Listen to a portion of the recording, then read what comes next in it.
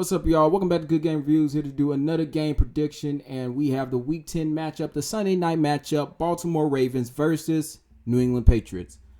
As I like to do always, I like to start with the most important position, the quarterback position.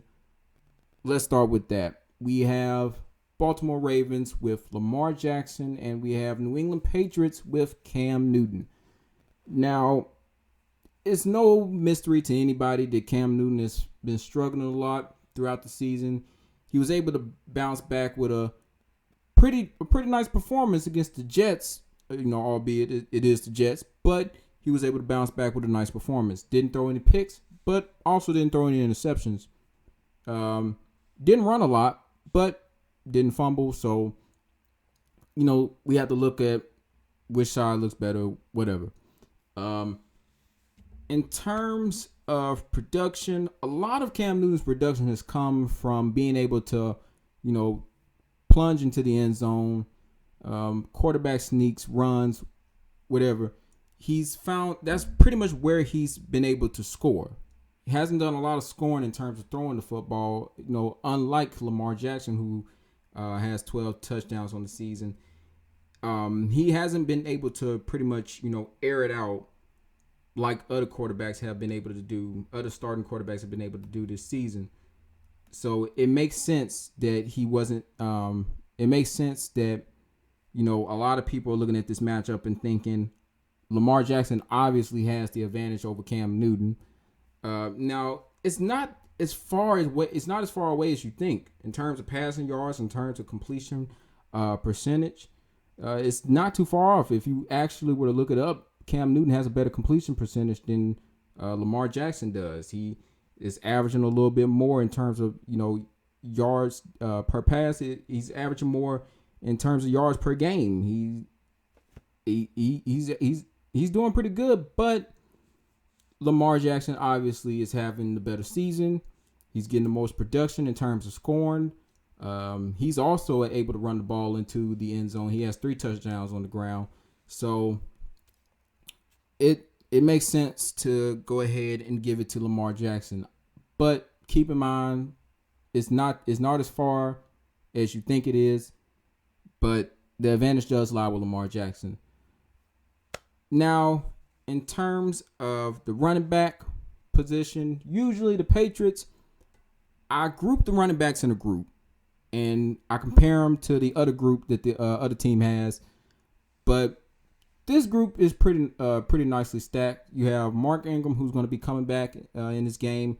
You have Gus Edwards. You have J.K. Dobbins, who has been a very nice piece for the Ravens. They've been moving it nicely on the ground.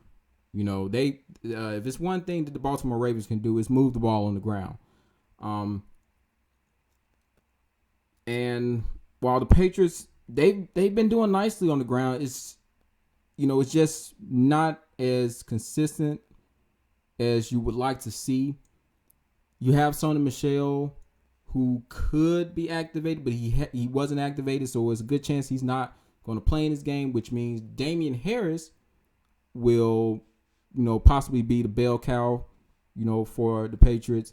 You also have Rex Burkhead and James White. We might even see a J.J. Taylor sighting. Who's to say? We don't know.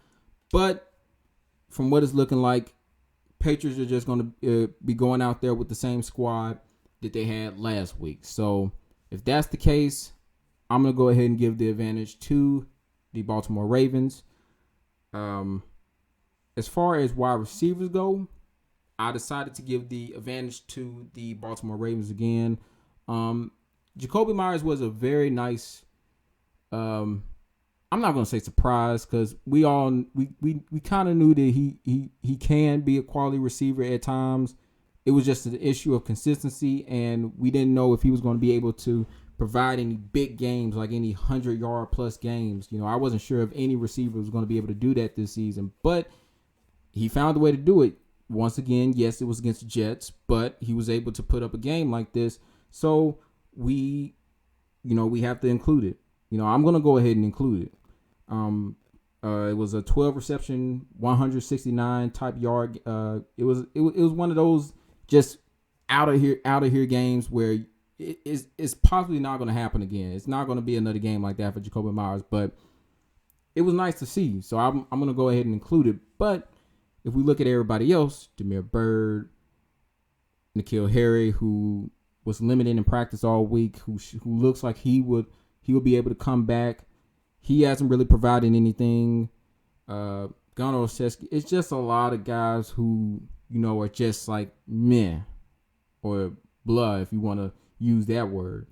But if you look at the Ravens, Marquise Brown, he's doing nice. Excuse me, I'm trying to say his name right. I don't want to butcher his name. Boykin, if that's how you say his name. I'm trying to say his name. I'm trying to say his name right. Boykin. Snead has actually been doing pretty nicely this season, but I had to go with the Ravens on this one. As far as tight end, I'm not even going to go into too much of a discussion on that one. That's obviously going to go to the Ravens. We know how they like to use their tight ends. Mark Andrews has been nice. Boyle, he's serviceable. He's a pretty good tight end. They pretty much got the Patriots mashed on that one. It's not even a contest. Now the Patriots did recently add a tight end in Jordan Thomas. They also activated him to the 53-man roster, so he will be with the team. This is obviously just a move that they use to, add a little more to that, because if not, you're basically going into the game with just Ryan Izzo, and that's not looking good. Both for the rookie tight ends and Devin Asiasi and Dalton Keene are on IR, so they had to make some moves there. That's just the way it is. The way they've used the tight end so far, though, it's not even much. It doesn't really even matter. So it's pretty much going to be Ryan Izzo once again running out there, but not a lot of production in that group, so not really anything to really worry about. In terms of the offensive line, I decided to go with the Patriots on this one. Believe it or not, the Patriots are actually ranked higher in run blocking and pass blocking, pass protection, if you want to use that. I didn't believe it until I went and saw it. They're ranked fourth in Patriots. They're ranked fourth in run blocking, and they're ranked 20th in pass blocking. So I was surprised to see that they were ranked higher than the Ravens in both categories. You can go to you can go to Football Outsiders if you don't believe me, but that's the way it's ranked. So I decided to give it to the Patriots on that end. As far as defensive end goes, once again, I decided to give it to the Baltimore Ravens. Njoku, very nice addition that they were able to make. Now, Calais Campbell, he's not going to be able to be playing this game, but the fact that they still have guys, very productive guys who are going to be out there on the edge. I mean, it wasn't really too much of a decision to give it to them. You look at the Patriots side, you got guys like John Simon, Dedrick Wise, Chase Winovich is their only bright spot, but they've limited his snap count so much that it's basically the John Simon and Dedrick Wise show, and they're not really getting a lot of production off the edge.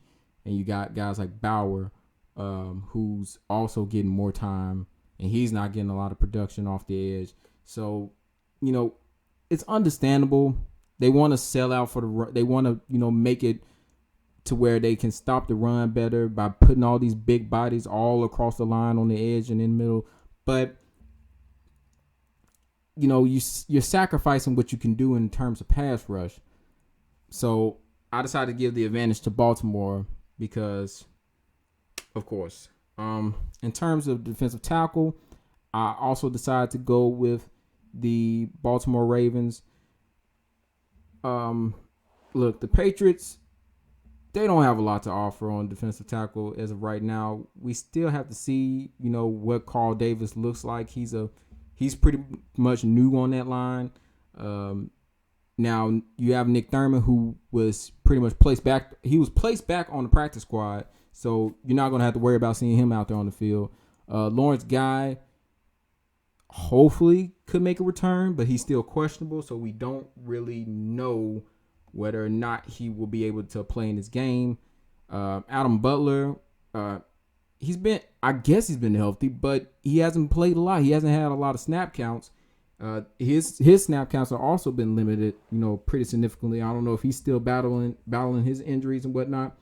But that's pretty much the situation for what they have on the defensive line. Coward, it's just a lot of changes that they have moving across that defensive line. They're still trying to find their identity in terms of the interior. For the Ravens, they got Brandon Williams there, who is a very nice piece for them. Derek Wolfe, they also have him. So they're pretty much set at defensive tackle. So I decided to give them the advantage right there. In terms of linebacker, look, I'm going to go ahead and give it to the Baltimore Ravens on that one. I could pretty much just say Judon and Queen, and it will be it. But yeah, Patriots obviously are lacking in terms of linebacker. You got guys like Uche and Jennings. I want to say the last names, Uche and Jennings, but they're not getting a lot of snap counts. They're not getting a lot of chances to play out there on the edge. Where I think they'll be most comfortable. Rushing the passer, they're just not getting those opportunities. So I don't know. It's just their situation is pretty much up in the air. And then you got guys like Terrace Hall and Cash Malua who, either been on the practice squad pretty much all season or have pretty much played special teams all season. And now you got them, getting major roles because of injuries. Just not the best position that the Patriots have been placed in terms of linebacker, but it is what it is. In terms of safety,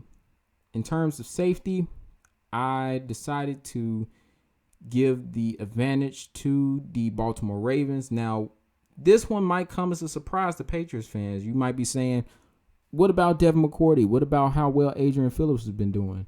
Kyle Duggar, whatever, like Terrence Brooks. I like all those guys, but the production doesn't lie.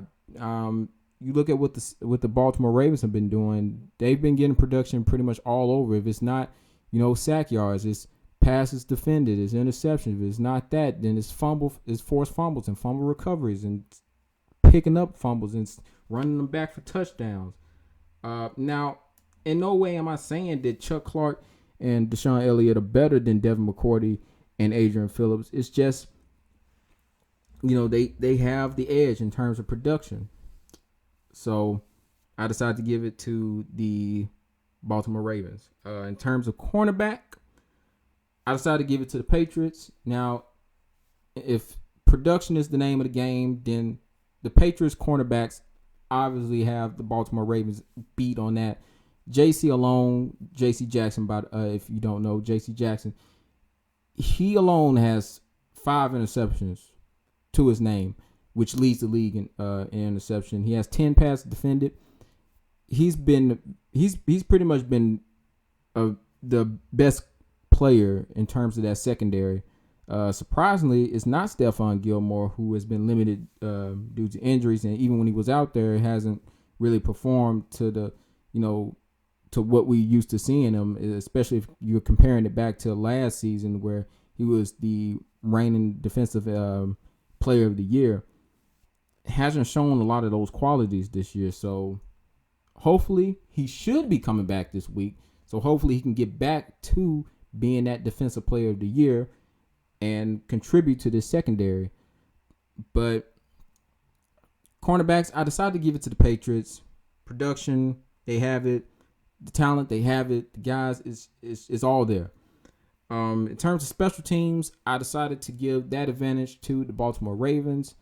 If you look across the board, it's pretty much, they pretty much have it, returning it, kickoff returns, punt returns. The kicker, Justin Tucker, love him. He's probably my favorite. He's probably my favorite kicker, in the game right now.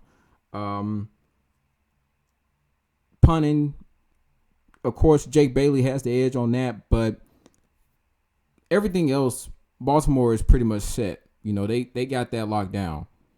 So special teams, I'm giving that to Baltimore. And coaching. Now we're all used to the matchups that we've seen between Belichick and Harbaugh.